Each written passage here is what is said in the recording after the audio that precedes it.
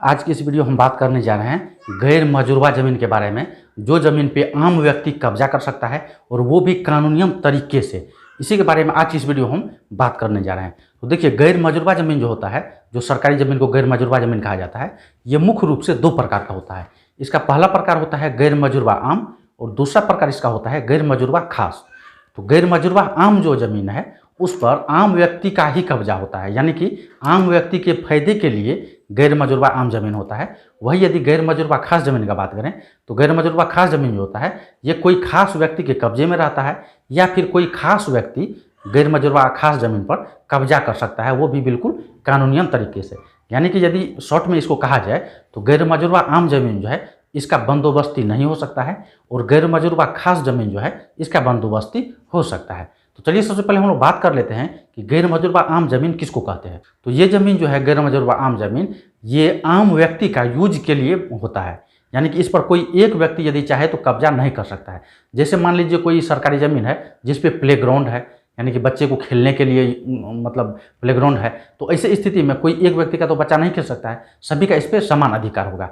वही मान लीजिए यदि शमशान हो या फिर कब्रिस्तान हो या फिर तालाब हो या फिर कुछ हाट लगता हो जहाँ पर कुछ सेल या फिर परचेज कर मतलब किया जाता है, या फिर चारागाह हो, ठीक है, इसी प्रकार का जो है गैर मजुरवा आम ज़मीन होता है, इसका यूज इसी प्रकार से किया जाता है। यानी कि कह सकते हैं कि सार्वजनिक उपयोग के लिए गैर मजुरवा आम ज़मीन होता है। तो जो सार्वजनिक उपयोग के लिए होता है सरकारी ज़मीन, उसी को गैर मजुरवा आम ज़मीन कहा जाता है। अब चलिए हम लोग बात कर लेते हैं गैर मजुरवा खास ज़मीन का, जिस पर कोई खास व्यक्ति कब्जा कर सकता है। ठीक है, तो गैर मजुरवा खास ज़मीन जो है ये ज़मीन का बंदोबस्ती किया जा सकता है।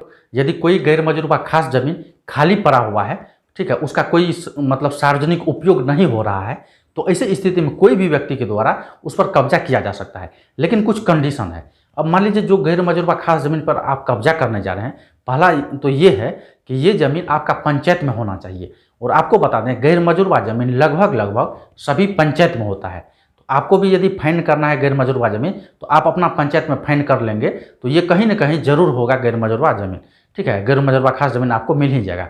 तो मुख्य रूप से जो इसका कब्जा करता है, खास करके इसका कब्जा कोई भी SC ST या फिर OBC के द्वारा किया जाता है। जो भी ये समुदाय से व्यक्ति है उसको ये इजीली मिल जाता है गैर मजुरवा खास ज़मीन उपयोग करने के लिए। साथ ही साथ दूसरा इसका ये कंडीशन है, यदि कोई गैर मजुरवा खास ज़मीन है तो उसके साइड में आपका घर होना चाहिए या आपका कोई ना कोई प्रॉपर्टी होना चाहिए। उसके बाद ही आप गैर मजुरवा खास ज़मीन जो है उस पर आप कब्जा कर पाएंगे और उसका बंदोबस्ती अपने नाम से करवा पाएंगे। अब चलिए हम लोग बात कर लेते हैं, यदि गैर मजुरवा खास ज़मीन यानी कि कोई सरकारी भूमि यदि कोई व्यक्ति जोत रहा है, कोई व्यक्ति के कब्जे में है, तो ऐसी स्थिति में आप उस ज़मीन को छीन नहीं सकते हैं, कोई व्यक्ति से छीना नहीं जा सकता है। साथ ही साथ यदि कोई व्यक्ति इस पर कब्जा किया हुआ है, वो यदि आपको बेच रहा है, तो ऐसी स्थिति में आपको खरीदना भी नहीं चाहिए, उसका खरीद बिक्री नहीं किया जा सकता है। कोई व्यक्ति सिर्फ इसका यूज के लिए बंदोबस्ती करवा सकता है, लेकिन वो यदि चाहेगा कि हम किसी दूसरे व्यक्ति को सेल कर दें तो ये अब संभव नहीं है। क्योंकि आपको बता दें, यदि कोई व्यक्ति गैर मजुरवा खास ज़मीन जो है उसको सेल करता है, तो ऐसी स्थिति में इसका मोटेशन नहीं होगा। आपको ये चीज़ ध्यान में रखना है। यदि आपको कोई व्यक्ति धोखे से गैर मजुरवा खास ज़मीन सेल कर रहा है, तो ऐसी स्थिति में आपको सावधान होने का आवश्यकता है। यदि आपका पंचायत में भी ये ज़मीन है, गैर मजुरवा खास ज़मीन है, तो आप उसका कागजात कैसे बनेंगे वो वीडियो स्क्रीन पे आ गया है, उस पर क्लिक करके आप देख सकते हैं। उस वीडियो हम बारीकी से स्टेप बाय स्टेप सभी प्रोसेस को बता दिया है। वो वीडियो आप देख लेंगे तो आपको कोई भी परेशानी नहीं होने वाला है।